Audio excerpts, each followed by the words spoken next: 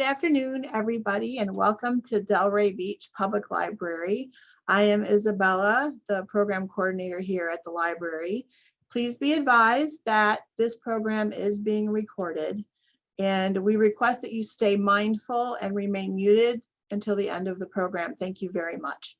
Today's program is made possible by the American Rescue Plan, Humanities Grants for Libraries, an initiative of the American Library Association made possible with funding from the National Endowment for the Humanities through the American Rescue Plan Act of 2021. As a library, we appreciate and regularly pursue grant opportunities like this that help us provide engaging and quality programs. But what is a program without an audience? So thank you so much for joining us today. And please know that your feedback is incredibly important to me for planning future programs. So in the next day or so, I'm going to send you a link to a survey about today's program. It's quick, it's easy, and it's anonymous. So thank you in advance for filling it out. Now I am pleased to introduce our guest speaker, Leslie Goddard. Leslie is an actress and historian who has been portraying famous women in history for more than 10 years. She has both a bachelor's and a master's degree in theater, and she earned a PhD from Northwestern University. She currently works full-time as an historical interpreter and public speaker. Today, which is Jackie Kennedy's birthday, Leslie will take us back to 1964. We are in the living room of former First Lady Jackie Kennedy. Thank you so much. And I also want to thank everyone for coming. And I am so glad that I haven't had to keep anybody waiting. It's so hard for me just to get around these days. The crowds outside my house, they are just impossible. Tourists everywhere. Do you know they eat lunch on my lawn and throw their sandwich wrappers on the ground? And it's like this every day. There are busloads of tourists. Sometimes I can hear the guides on the loudspeakers saying, and this is the home of Jacqueline Kennedy, Caroline, and John. We have become a sort of, well, there ought to be a nicer word for it than freak show, but I don't know what it is. I really am becoming tired of starring in everyone's vacation movies. Thus, you see, my dark glasses. It might be that all of them are looking at me, but none of them can ever tell who I am looking back at. At least that way I can have some fun with it. To be quite honest with all of you, I hardly know what I am going to do next. Should I stay here in Washington with no privacy and stared at constantly? I know that when my husband died, I always said I was going to stay in the places where Jack and I lived, but now, oh, I'm not so sure. I hardly know what I'm going to do next. Oh, but forgive me. All of you did not come here to hear about my troubles today. My topic is not the incessant nuisance of the prying public, but rather my experiences as the wife of a US senator and then president. Of course, for that, I hardly know where to begin. My experiences were not at all like those of most first ladies. Very few of them have come into the White House as the mother of 2 small children. Do you know I had to hire a press secretary? And I told her on the very first day, my primary goal is to protect my privacy and my children's, but not to offend the press. I would like to have minimum information be given out with maximum politeness. Tell reporters that I will be a wife and a mother first, and then First Lady. Oh, I really still hate that term, First Lady. It always sounds to me like some sort of saddle horse. But Caroline, you know, she was affected very young. Caroline spoke her very first words during the 1960 presidential primary. Would you like to know what they were? Goodbye, New Hampshire, Wisconsin, and West Virginia. I said to Jack, well, I'm sorry that so few states have primaries.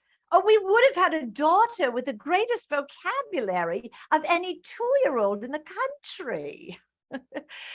When we got to the White House, I knew that she would have to go to school. And if she were in the newspapers all the time, it would affect her little classmates. They might have treated her differently. So we set up a nursery school and then a kindergarten right in the White House. Oh, the children's parents, they paid all the expenses for the teachers and the supplies. I just wanted to provide as much of a sense of normalcy as I could. Normalcy, as if that were even possible in the White House. For myself, I always tried to work in the morning and then save lunch and as much of the afternoon as I could for the children. If you bungle raising your children, I don't think it matters very much what else you do. If Jack had been the greatest president of the century, but his children turned out badly, now that would have been tragic. But when you are married to a politician, you really can't not be involved in their politics. Even when Jack and I were dating back in 1952, Jack was heavily involved in his Senate campaign against Henry Cabot Lodge. So he was spending most of his weekends up in Massachusetts. He would call me up from some oyster bar with this great clinking of coins. And I would find myself saying, Jack, darling, is that you? I can barely hear you. The movies on Wednesday? What? Yes, I will be here in Washington. Will you? How he could switch so rapidly from political campaigning one minute to dating the next, I will never understand.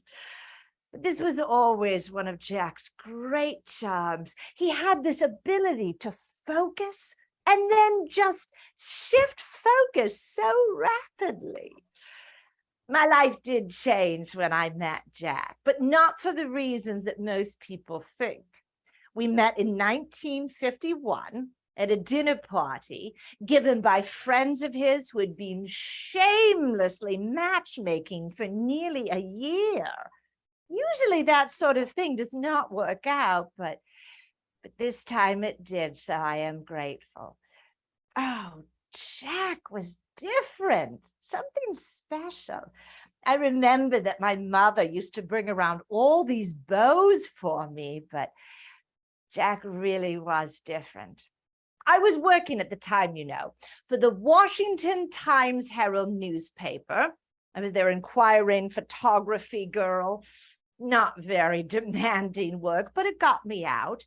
My job was to walk the streets of Washington and ask hard-hitting questions like, do you think the rich really enjoy life more than the poor do? Or do you think that a wife should let her husband think he is smarter than she is? I even interviewed Jack. To him, I remember I asked, tell me, Congressman Kennedy, can you think of any reason why a contented young bachelor would want to get married? Now, the job, that was mostly to defy my mother. She had refused me a chance to do an internship at Vogue magazine. It allowed for 6 months in New York and 6 months in Paris. I won the contest for that internship, but my mother had other plans for me. My mother was always rather strict with us. She never hesitated to give us the back of her hand when she thought it necessary. Us is my sister, Lee, and I. Lee was always the pretty one. I guess I was supposed to be the smart one.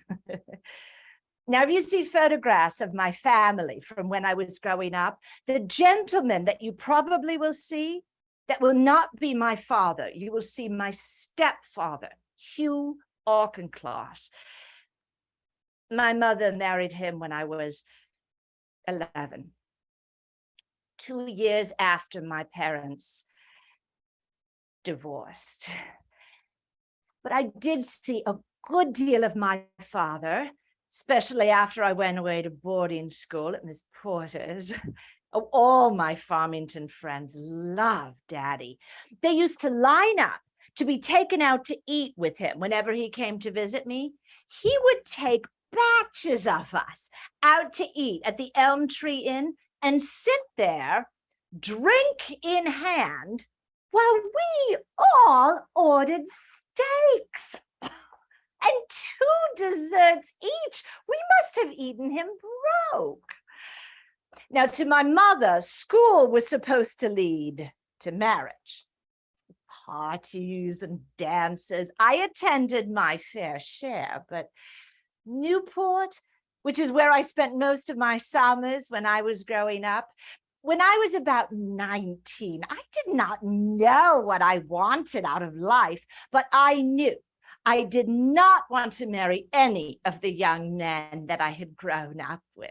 Not because of them, but because of their lifestyle. All these handsome young scions of rich families. Ugh. They bored me in about 5 minutes.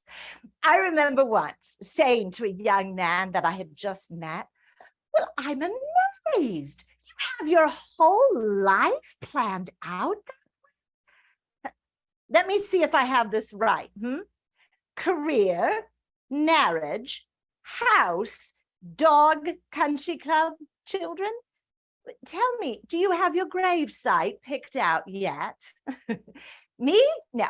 The only thing that matters to me in a man is that he weigh more and have bigger feet than I do. Well, size 10, good heavens. To my mother, this was the height of carelessness. "Jacqueline," she would say, "your choice of a husband is the most important decision you will ever make. Be smart, Jacqueline. Better to be bored with a rich man than bored with a poor one." So you see, when Jack and I were dating, I was not at all sure I even wanted to marry. A cousin of mine asked me once, was it true that Jack and I were serious about each other? And I said to him, "Well, you know that Jack goes to a hairdresser almost every day to have his hair done. And if, when we're at a party or a reception or something, no one recognizes him and no photographers take his picture, he will sulk about it afterwards for hours." Oh, really? He's so vague, you can't believe it. And he's ambitious, all right. He even told me that he plans, well, his father plans he will be president of the United States one day. Now, my family, they all had mixed feelings about Jack and his family. The Kennedys are like carbonated water, and all other families are flat. They would be talking about so many things with so much enthusiasm. playing games at dinner or in the living room, anywhere, everyone would be talking about something. They competed with each other in conversation to see who could say the most or talk the loudest. Just watching them wore me out. The one person in my family who adored Jack was my father. Oh, my father and Jack hit it off right away. We three had supper the night before we got engaged, and they spent the whole night talking about what else? Politics, sports, and girls. It's what all red-blooded men like to talk about. And then not long after that, I went to see my aunt. Auntie Edie, I want you to know that I've become engaged to Jack Kennedy, but you cannot tell anyone about it for a little while because it wouldn't be fair to the Saturday Evening Post. The Post, they are coming out tomorrow with a story about Jack on the cover. Jack Kennedy, the Senate's gay young bachelor. I know. I have taken the choicest bachelor in the Senate. Now, I was hoping for a small, elegant wedding, but the Kennedys would have none of that. We had 26 groomsmen and bridesmaids at our wedding, 900 guests at the mass, and 1,200 at the reception. My mother, she was terrified of Jack because she couldn't push him around at all. I, of course, expected that my father would walk me down the aisle, but on the morning of the wedding, he started drinking. My mother refused to even permit him to attend the wedding. My stepfather had to step in and walk me down the aisle. I would like to thank all of you so much for being here today and sharing the day with us. Do you know, my mother always told me that I should wait and judge a man by the quality of his correspondence. Wish you were here. Cheers, Jack. This postcard is my entire correspondence from Jack Kennedy. Living with Jack was like being married to a whirlwind. He was indestructible. People who tried to keep up with him dropped like flies, including me. I can remember one morning, the very first year we were married, he said to me, what are you having for the 40 people who are coming for luncheon today? No one had told me anything about it. It was 11 o'clock in the morning and they were expected at 1. I was in a panic. And Jack was traveling all over the country in those days, giving speeches. He was never home more than 2 nights in a row. I was alone almost every weekend. It was all wrong. Politics was sort of my enemy as far as our home life was concerned. And my other enemy, well, I went into my marriage with my eyes open. My sister-in-law, Joan, who was married to Jack's brother, Teddy, she always had more illusions than I did. I can remember saying to her once, Jonesy, I don't think there are very many husbands who are faithful to their wives. Kennedy men are like that. They'll go after anything in a skirt. You have to block it out. Imagine that you are turning the station on a radio when you don't like what's playing. But we worked it out. We made concessions. Jack learned to enjoy fine cuisine more than just his favorite pigs in a blanket. I boned up on American history and I learned how to golf. Jack began to dress much more fastidiously. He even agreed to go to art galleries and ballets with me. I did sometimes help him in his work. I could translate for him a speech on Indochina because so much of the original source material was in French.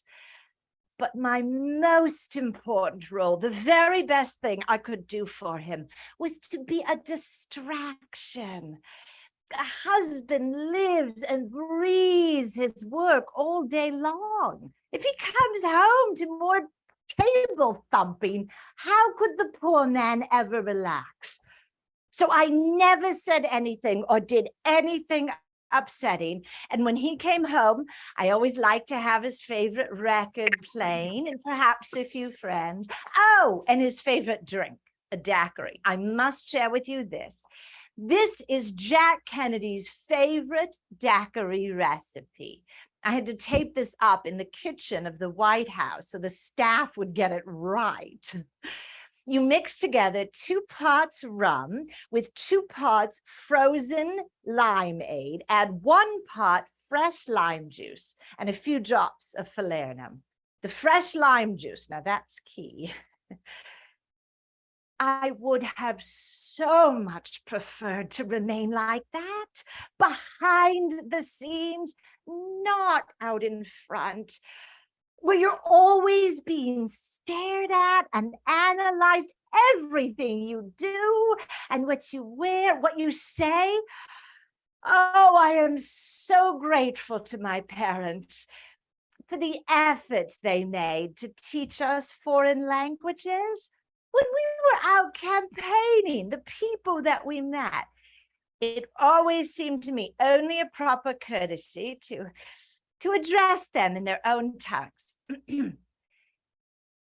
Queridos amigos, les hablan la esposa del senador John F. Kennedy, candidato a la presidencia de los Estados Unidos. Para el futuro de nuestros niños, votan ustedes para el Partido Democrática. So much of politics is unfair. It always seemed to me so unfair of people to be against Jack merely because he was a Catholic. He was such a poor Catholic. If it had been his brother Bobby, I would have understood it more. And all those letters that came in saying that I should change my hairstyle to something more fitting for the wife of a presidential candidate. Jack used to come in the morning and he would say to my secretary, "Oh, Mary, how's the mail coming on Jackie's hair?" Amusing, perhaps, but also puzzling. What does my hairdo have to do with my husband's ability to be president? I did forbid any photographers from taking photographs of me smoking. Jack was such a bear about my cigarettes. I finally started encouraging him to have a cigar after dinner, because at least that way he would not complain so much about my cigarettes. Oh, it's a bad habit. I picked it up in boarding school. I was always trying to imitate the girls who had callers every Saturday night. I passed the finish line up in the balcony of the Normandy Theater in New York by a girl who pressed a cigarette on me and then led me out when an usher came to say, people could not hear the film with all that coughing going on. So no photographs smoking. And then Women's Wear Daily reported that Jack's mother and I each spent $30,000 a year on French clothing. Now that's dreadfully unfair. I couldn't spend that much, not unless I wore sable underwear.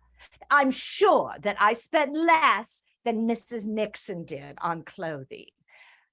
But I have to dress well, Jack, so I don't embarrass you. As a public figure, you would be humiliated if your wife were photographed in some saggy old house dress. Everyone would say your wife is a slob and refuse to vote for you. Of course, for most of that campaign, well, I knew I was expecting another baby, and I couldn't play much part in it. I thought I should be with Jack, and if it hadn't been for the baby, I would have campaigned vigorously. Oh, I can't be so presumptuous as to think I would have had an impact on the outcome, but it would have been tragic. What if Jack had lost by a few votes merely because I was not at his side and people had met Mrs. Nixon and liked her? Of course, at least it got me out of those dreadful chicken dinners. Oh, you know, sitting at a head table where you couldn't have a cigarette, having to wear silly corsages and listen to some old windbag. It all drove me up the wall. Poor Jack. But all his hard work paid off in November. His deepest wish, well, his father's deepest wish come true. The 35th president of the United States. I heard Jack's inaugural address in bits and pieces many times when he was working on it down at the Kennedy Winter Home in Palm Beach. But when I heard it as a whole that day in Washington for the very first time, it was so pure and beautiful and soaring. I knew I was hearing something great. I knew it would go down as one of the greatest speeches ever given. Do you remember it? Ask not what your country can do for you. Ask what you can do for your country. There was so much I wanted to say, but I could hardly have embraced him in front of all those people. So all I said was, Jack, you were wonderful. And he was smiling in the most touching and the most vulnerable way. His family they were walking on air, but to me, it was terrifying. It really is frightening to lose all your anonymity at age 31. We had to begin giving parties, and we had our very first reception, just 9 days after the inauguration. And the people who had been in the White House before, where they were just so surprised. We set up a bar in the state dining room. There had been no alcohol before this, and we had bartenders there to stir up martinis and have scotch and champagne if you liked. And we put ashtrays around so people could smoke if they wanted to. Before, there had only been ashtrays hidden in tables in case of an emergency. And then I also remember for the state dinners, we took out those dreadful log formal dining room tables, and I put in round tables so people could really talk about it, I just wanted to make the White House a comfortable place to entertain for everyone, Oh, and we traveled a great deal, Jack and I. Fortunately, Jack never required very much more from me than, perhaps to give a short speech or two, not anything very insightful. I can remember a speech that went, I know that we share a desire of bringing to all the people of this hemisphere a better life for themselves and their children. And I know you will agree with me. The good things in life education, housing, employment should be within the reach of all people and not just a few blessed by fortune. I never envied Jack the difficult tasks. In Vienna, such a difficult summit. Jack always compared the Soviet premier, Nikita Khrushchev, to his father, always expecting all give, no take. There was very little I could do, except perhaps I could help the Khrushchevs feel a bit more comfortable. I remember one afternoon at tea, the crowds outside of our window, they started calling out, "Jackie, Jackie." So I asked Mrs. Khrushchev to come to the window with me, and we waved to the crowds together. And soon they were calling out, "Jackie, Nina, Jackie, Nina." A small contribution to international diplomacy, perhaps, but something I could do. When I visited India and Pakistan, it was without Jack. I had no desire to be a public figure on my own. And you know, the international press criticized me on that trip for wearing high fashion in a country so overrun with poverty. I finally had to tell my press attaché, do not release any more fashion information. I know that I am more of fashion interest than other first ladies, but really, I don't want to be plagued by any more fashion stories of a sensational nature. I don't want to be the Marie Antoinette of the 1960s. I'm glad I went, but I vowed never to do another trip like that again. Jack was always so proud of me when I did something like that, but really, I cannot stand being out in front. I know this will sound trite, but what I really wanted was to be behind Jack, to be a good wife and mother. What I wanted to do most was to make the White House the most perfect house in America. When Mrs. Eisenhower, showed me around for the very first time, all I could think was, oh, God, it's the worst place in the world. It was so cold and dreary. It looked like it had been furnished by a discount furniture store. The windows did not open, and when we tried to use the fireplaces, they smoked because they had not been used in so long. And so little about history. All these people were coming to see the White House. They saw almost nothing that dated back to before 1948. I knew I'd feel terribly if I lived in that house for 4 years and had not done anything for those rooms. Now, Jack was worried about it, He said to me, everyone, Americans feel so strongly about this house. Just look at the Truman balcony. Everyone just denounced Truman for that. If you make any changes, it'll be just like that. And I said to him, it won't be like the Truman balcony. So many people did not like that balcony when Truman added it. They said, oh, it'll ruin the original lines of the White House. You cannot make any changes at all. So we set up a fine arts committee and we hired a curator. And then once Jack saw that it was going along with sort of good counsel, well, then he was just so happy about it. Early on, I remember that we found a desk made out of wood from the RMS Resolute. We put that in the Oval Office. That was almost the very first thing.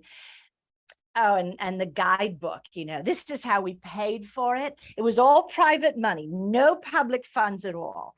But, people weren't just going to give up good pieces of furniture for us. Or you would have 99 cups of tea with some old lady, and then she would only give you $50. So I had been wanting to write a book that we could sell to raise money. And people said, oh, no, you can't sell anything in the White House.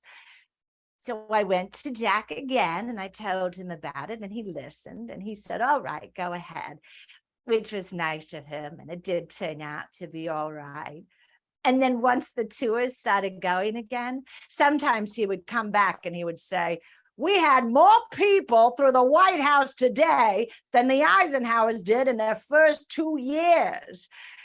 So he was just so proud. And then I was so happy I could do something to make him proud of me. Oh, and the television program, we did that at the end. It was televised on CBS and NBC, and the following Sunday on ABC. Nervous? Absolutely. I only got through that taping with the help of Marlboros and several strong scotches. I had been told that 46 million Americans watched it. That's 3 out of 4 of every American who had a television. I was not one of them, but I am glad for the visibility that it gave to our work. I just thought everything in the White House should be the best. The entertainment that was given there, and if it was an American company you could help, I like to do that. If not, just so long as it was the best.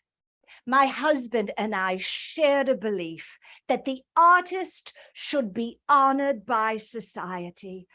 The arts have always been treated as a poor stepchild in this country. Our great museums and performing companies, of course, should be supported. But the unknown and the experimental should also be tossed a line. And Jack tried so hard. When we succeeded in bringing Pablo Casals, the great cellist, to the White House, such a wonderful evening. But I had to station my social secretary, Letitia Baldridge, behind a doorway directly in Jack's line of view, so she could signal to him when the music was really finished. Otherwise, there was always the danger that Jack would leap up at any slight pause in the music and start shaking the artist's hand.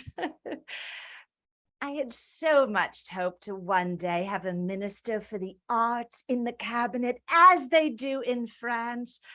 Meeting the French Minister of Culture was one of the highlights of my years in the White House. I remember saying to him, Monsieur Moreau, I have such an affinity for your country. Do you know, both of my grandparents are French. What's that? Yours were too. Monsieur Moreau, I have been thinking so much about something you said. You said that the Mona Lisa can affect someone even if they are just passing by. Oh, isn't that wonderful? Family, though, that is most important. Whatever work I did, I never let it interfere with our family life. Jack and I both wanted a large family. When we found out last spring that I was expecting another baby, we were both ecstatic. When Patrick was born in August, he only lived for 3 days. He was so little, he was just 5 pounds. And Jack was inconsolable. As shocking as it was for me, I think it was even worse for him. He nearly collapsed over it. And I was so melancholy after Patrick's death. I went away on vacation, and perhaps I stayed away longer than I should have. And perhaps I was a bit snappish when I got back. I could have made his life so much happier those last few weeks. I could have tried harder to get over my melancholy. I could have kept him from going to Texas. It was a political fence mending trip, you know. They were starting the campaign for 1964. All that he said to me was, I'd love you to go with me, but only if you want to go. You would be a great help to me, but if you don't want to go, I will understand. So of course I went with him to Texas, even though I knew that I would hate every minute of it. But Jack wanted me there, and it seemed like a small sacrifice to make on my part. And certainly I did have a feeling it was all going well. There were such big crowds of such wavy, nice, happy people, wonderful assemblies with warm welcomes. 3 times we were greeted with the yellow roses of Texas. Only when we got to Dallas, they gave me red roses. And I can remember thinking, how funny to be given red roses when you're in Texas. When we got to Dallas, you know, there was the biggest motorcade from the airport. And when we were all in that car and the motorcade was ready, one of Jack's assistants came running up to me and he said to me, now you make sure to look to your left, away from the president. Wave at the people on your side. If you both wave at the same voter, it's just a waste. So in that motorcade, I usually was looking to the left and he was looking to the right, which is one reason we were not looking at each other. And it was terribly hot, just blinding all of us. And at one point, Mrs. Connolly, the governor's wife, she was sitting in front of me and she turned around and she said, well, Mr. President, you certainly can't say Dallas doesn't love you. And he said, no, you can't, or something like that. And she said, we'll be there soon. Now, in a motorcade, there is always noise. And there are motorcycles beside you, a lot of them backfiring. There was a noise, but it didn't seem to me like any different sort of noise because there always is noise, motorcycles and things. I was looking to the left and I heard Governor Connolly, who was sitting in front of Jack, suddenly call out, oh, no, no, no. And so I turned to the right. And all that I remember is my husband. He had this sort of puzzled look on his face and his hands were up. I remember thinking he looks exactly as if he has a slight headache. I just remember that, no blood or anything. And then he raised his hands and fell into my lap. And then I just remember being down in the car with his head on my lap. I know that there were photographs later of me climbing out the back. I don't remember that at all. I just remember being down in the car and there was so much confusion. And it seemed like an eternity, that ride to the hospital. And when we got to the hospital, several policemen tried to take me away, but I kept saying to them, I am not going to leave him. I am not going to leave him. I am not going to leave him. I can remember this long corridor, and I sat there and I watched them going in. This big policeman brought me a chair and I watched them going in with saline solutions and other things. And for a minute, I thought to myself, maybe he's not gone. Maybe he's still alive. I saw them going in and I thought, maybe he's still alive. I knew he was gone. And then I saw a doctor coming towards me, and this doctor said to me, "Mrs. Kennedy, you need a sedative." And I said to him, "I want to be with him when he goes." And this doctor forced his way in. He just kept saying, "It's her prerogative, it's her prerogative." So I finally got in. There must have been 40 people in that tiny little operating room. They had already put a sheet over Jack, but his foot was sticking out of the sheet. So I took his foot and I kissed it. And then someone found his hand under the sheet and I just held it. All the time the priest was saying the extreme unction. And all that I could think was, if only I had been looking to the right, I would have seen the first shot hit him and I could have pulled him down. But I was looking to the left.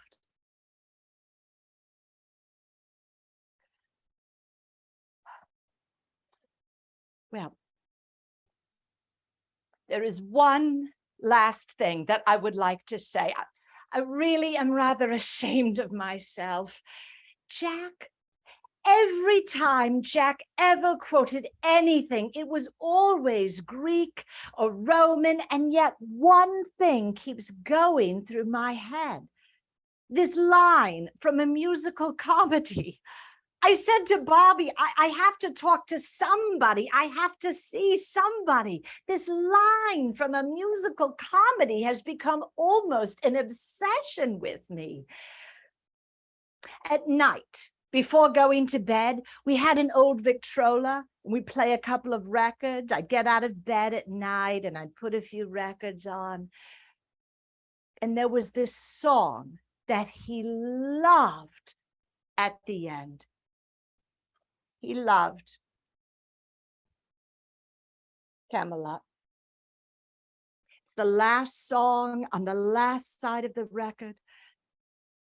Ask every person if he's heard the story and tell it loud and clear if he has not. How once there was a spot for one brief, shining moment. It will never be that way again. I know there will be other great presidents, and the Johnsons have really been wonderful to me, but there will never be another Camelot. Jack loved history so much. History made Jack what he was. This sick little boy, all the time that he was sick, in bed as a little boy, he was reading history. He was reading Marlborough or the Knights of the Round Table, and he just loved that song. So then I thought, well, if history made Jack that way, made him see heroes, then perhaps others also. History. I will tell all of you one thing. When this is all finally over, I am going to crawl into the deepest retirement. I'm not going to be one of those people who goes around talking about themselves. I don't want to go out on a Kennedy drive, to go to a Kennedy airport, to visit a Kennedy school. I don't want medals for Jack. I don't want to be seen by crowds. I have everything I want. I have that flame at Arlington Cemetery. Sometimes at night, you come over the hill and there's that big Lee mansion all lit up. It's one of the first things Caroline ever recognized, I care about that flame. And Caroline, do you know that all through the funeral services, she held on to my hand like a trooper. She's my helper. She's mine now. And John, well, John makes friends with everyone. He surprises me in so many ways.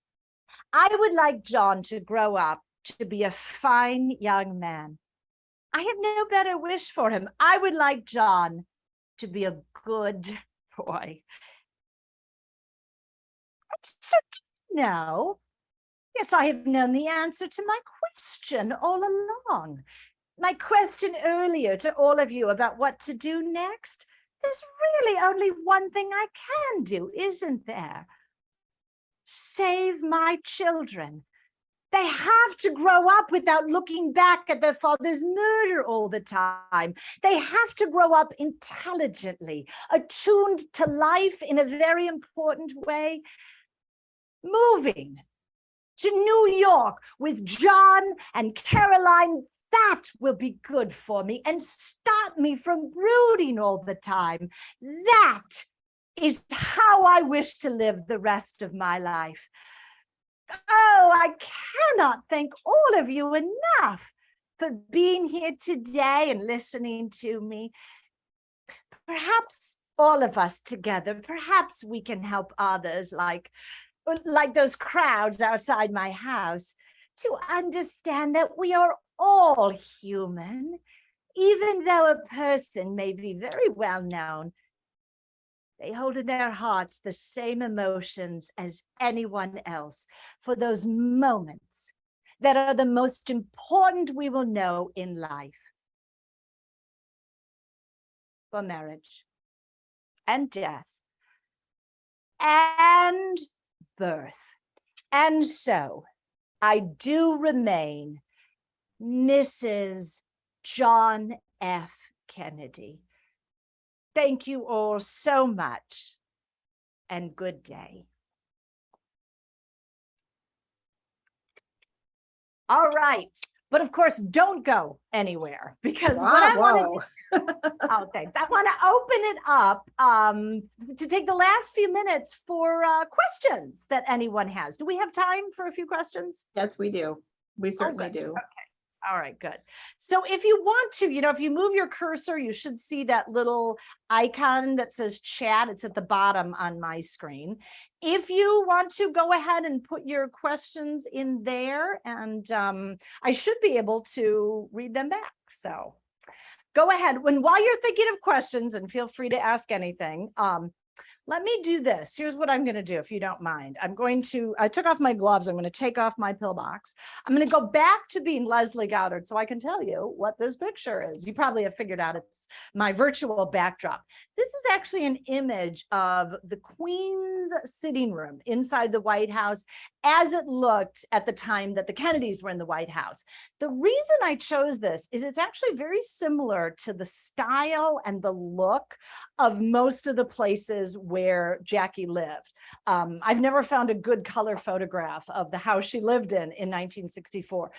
But what I love about this is, first of all, the fact that they use the fabric on the walls and the furniture and the carpets, but it doesn't look overdone. But it's also so typical of Jackie in that it's very timeless in a way. You could walk into a sitting room like this today and you wouldn't look at it and think, oh my God, it's so outdated. It's a really good example of that style she had that was kind of classic and not over the top, grandiose, kind of timeless. So there you go. Linda said, did the family bless your performance, Caroline, or the family? No, actually, fortunately, perhaps the person of Jackie Kennedy is not trademarked, so it wasn't a requirement that I do that.